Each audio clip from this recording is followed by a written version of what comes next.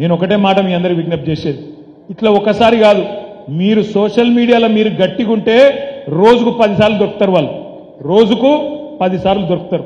నిన్న కోమటిరెడ్డి వెంకటరెడ్డి గారు మాట్లాడింది, మీరు చూసే ఉంటారు.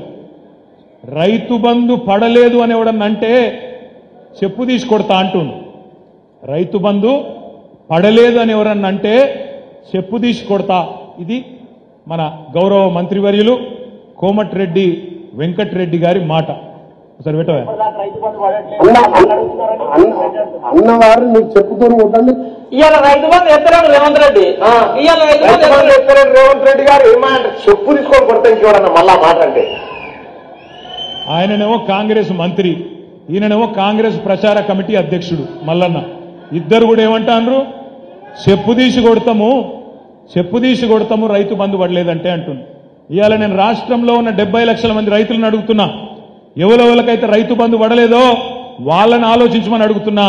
వీళ్ళని ఏ చెప్పుతోని కొట్టాలి, రైతు బంధు ఏ వాళ్ళని ఆలోచించమని అడుగుతున్నా. చెప్పుతోని కొడతారా, ఓటుతోని కొడతారా, మీ ఇష్టం. చెప్పుతోని కొడతారా, ఓటుతోని కొడతారా, ఈ ప్రభుత్వాన్ని మీ ఇష్టం.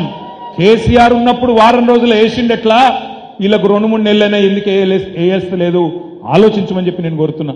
రైతులు ఆల్రెడీ మంట మీద ఉన్నారు. క్వింటాల్కి 500 బోనస్ అన్నాడు, ఇచ్చిండా? రేపు ఇస్తాడా ఏప్రిల్లో? ఇయ్యకపోతే రైతులు ఊకుంటారా? సీరియస్ ఇంత గట్టరు.